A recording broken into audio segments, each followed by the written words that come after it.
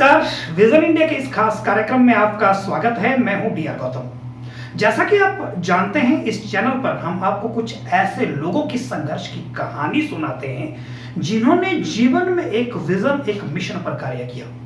यदि आप इस चैनल पर नए हैं तो जरूर सब्सक्राइब करें और साथ में बेल आइकन जरूर दबाएं ताकि हर हफ्ते आपको भारत के उन लोगों की कहानी, उन लोगों के संघर्ष के बारे में जानने को मिले जिन्होंने जीवन में नया मुकाम हासिल किया और आने वाली पीढ़ी को प्रेरणा दी। मित्रों, आप जानते हैं कि किसी लक्ष्य तक पहुंचना आसान नहीं होता, तो फिर भी यदि हमने तय कर लिया तो कुछ भी मुश्किल नहीं। इस चैनल पर हर हफ्ते आपके समक्ष एक ऐसे व्यक्ति की कहानी लेकर आएंगे जिन्होंने जीवन में अपने काम को ही पूजा समझा, जो निरंतर प्रयास करते रहे, संघर्ष करते रहे और आखिर जीत हासिल की। आज के इस कार्यक्रम में हम आपको बता रहे हैं एक ऐसे व्यक्ति की कहानी जिसने जीवन में ना सिर्फ संघर्ष किया, बल्कि जब तक अपना लक्ष्य हासिल नहीं किया तब तक सब सुविधाओं को त्याग कर दिया। इन्होंने अपने लक्ष्य की प्राप्ति तक पत्तों के ऊपर भोजन किया तथा जमीन पर सोए। जी हां, हम बात कर रहे हैं भारत के वीर योद्धा महाराणा प्रताप की। महाराणा प्रताप जिए भी मेवाड़ के लिए और मरे भी मेवाड़ के लिए। आइए जानते हैं आखिर महाराणा प्रताप का विजन क्यों बन गया था एक मिशन। विजन इंडिया में आज बात करेंगे भारत के एक ऐसे योद्धा की जिसने अपना पूरा जीवन एक विजन के साथ गुजारा। ये योद्धा है महाराणा प्रताप, जिनके जीवन का एक ही लक्ष्य था कि वे कभी भी मुगलों की गुलामी नहीं करेंगे और ना ही अपने राज्य को मुगलों के अधीन करेंगे। उनका यही विजन एक मिशन बन गया। संकट कई आए, हार मानना महाराणा प्रताप ने सीखा ही नहीं था। कई बार ऐसा भी वक्त आया कि महाराणा प्रताप के पास खाने के लिए भी कुछ नहीं बचा। महाराणा प्रताप ने संकट के दौर में घास से बनी रोटियां खाई। एक बार की बात है कि जब सारी सेना छिन्न भिन्न हो चुकी थी, धन संपत्ति कुछ भी नहीं बचा था। सेना को संगठित करने तथा मुगल सैनिकों से अपने को बचाते हुए वह राजपुरुष परिवार सहित जंगल में भटक गया। पूरे परिवार ने कई दिनों से खाना नहीं खाया था। पास में थोड़ा सा आटा था। उनकी पत्नी ने रोटियां बनाई। सभी खाने की तैयारी कर ही रहे थे कि तभी एक जंगली विल्ला रोटियां उठा ले गया। पूरा परिवार भूख से छटपटाता रह गया। भूख से बच्चों की हालत गंभीर हो गई। आटा राशन कुछ भी नहीं था। ऐसी दशा देखकर पत्नी ने घास की रोटियां बनाई, जिन्हें खाकर महाराणा प्रताप के पूरे परिवार ने अपनी भूख त्याग दी। उन्होंने आदर्शों, जीवन मूल्यों व स्वतंत्रता के लिए अपना सर्वस्व दांव पर लगा दिया।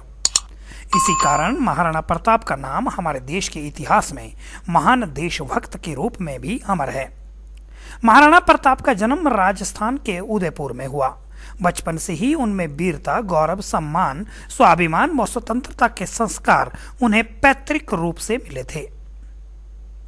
महाराणा प्रताप का व्यक्तित्व ऐसे अपराजय पौरुष तथा अदम्य साहस का प्रतीक बन गया है। उनका नाम आते ही मन में स्वाभिमान, स्वतंत्रता, प्रेम व स्वदेश अनुराग के भाव जागृत हो जाते हैं। मुगल सम्राट अकबर एक महत्वाकांक्षी शासक था। वह संपूर्ण भारत पर अपने साम्राज्य का विस्तार चाहता था। उसने अनेक छोटे छोटे राज्यों को अपने अधीन करने के बाद मेवाड़ राज्य पर चढ़ाई की। उस समय मेवाड़ में राणा उदय सिंह का शासन था। राणा उदय सिंह के साथ युद्ध में अकबर ने मेवाड़ की राजधानी चित्तौड़ सहित राज्य के कई भाग पर अधिकार कर लिया। महाराणा प्रताप के शासक बनने के समय राज्य के सामने बड़ी संकटपूर्ण स्थिति थी। शक्ति और साधनों से संपन्न आक्रामक मुगल सेना से मेवाड़ की स्वतंत्रता और परंपरागत सम्मान की रक्षा का कठिन कार्य महाराणा प्रताप के साहस की प्रतीक्षा कर रहा था।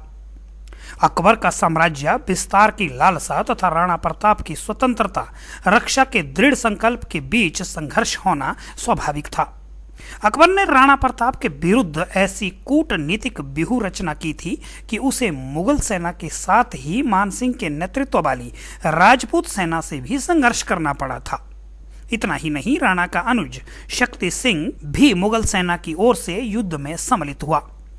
ऐसी विषम स्थिति में महाराणा ने साहस नहीं छोड़ा और अपनी छोटी सी सेना के साथ हल्दी घाटी में मोर्चा जमाया।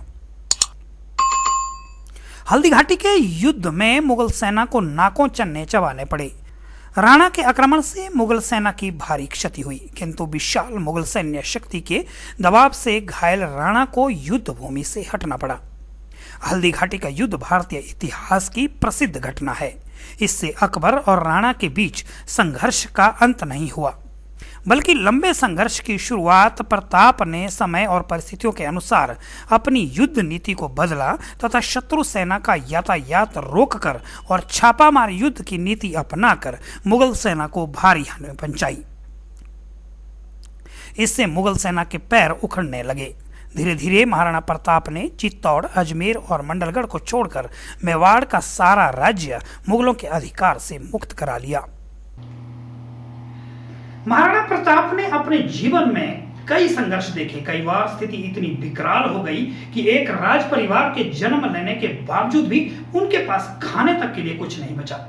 वे कई लड़ाइयां हार चुके थे। सिर्फ इतना ही नहीं, आगे की लड़ाइयां भी जीतना मुश्किल था, क्योंकि मुकाबला मुगलों से था और मुगलों के पास 80,000 लोगों की फौज थी, जबकि महाराणा प्रताप के पास सिर्फ 15,000 सैनिक। ऐसे में एक तरफ युद्ध का संकट, एक तरफ खाने के लिए राशन तक नहीं। एक वक्त ऐसा भी आया जब महाराणा प्रताप और उनके परिवार को घास की बनी रोटियां तक खानी पड़ी, किंतु महाराणा प्रताप ने हिम्मत नहीं हारी। उन्होंने मुट्ठी भर सैनिकों को इस तरह से तैयार किया कि 80,000 सेना का मुकाबला कैसे किया जाए।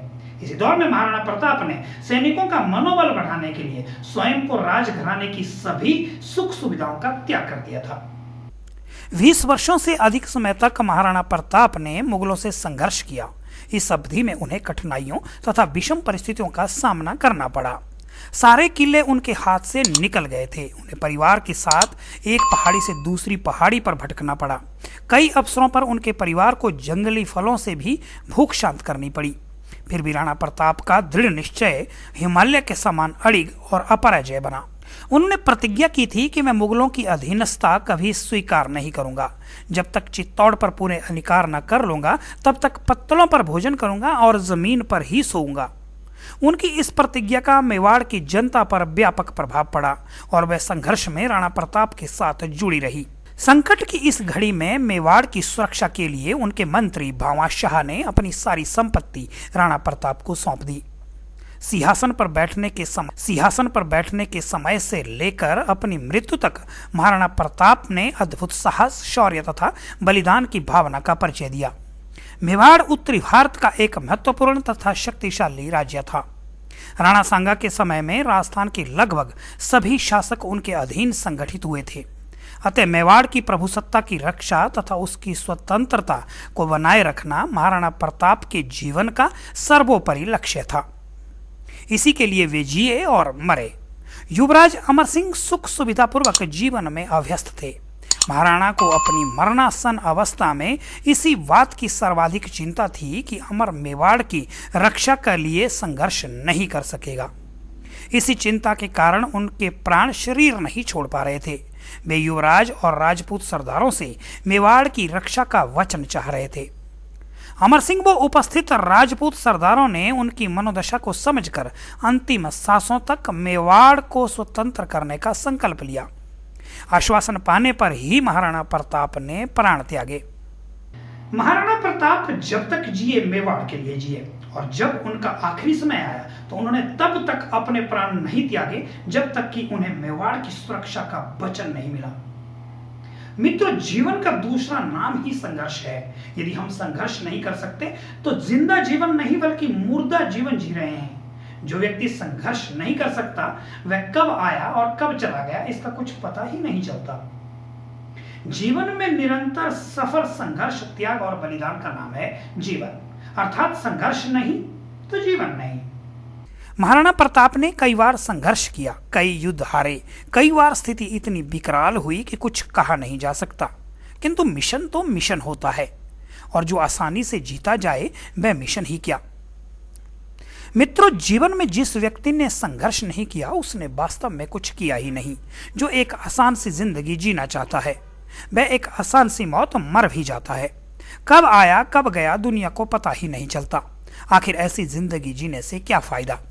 परमात्मा ने हमें इंसान का जन्म दिया है कुछ करने के लिए, कुछ बेहतर करने के लिए, ताकि आने वाली पीढ़ी याद कर सके कि वास्तव में कोई इंसान आया था और उसने जीने की प्रेरणा दी। हम कई बार सोचते हैं कि भगवान ने हमें किस संकट में डाल दिया, किंतु ऐसा नहीं है। जब भी हम संकट में घिरते हैं या अपने लक्ष्य को प्राप्त करने में हमको परेशानी आ रही है, तो बस वह हमारी परीक्षा है। उस परीक्षा में सफल होना हमारा कर्तव्य है।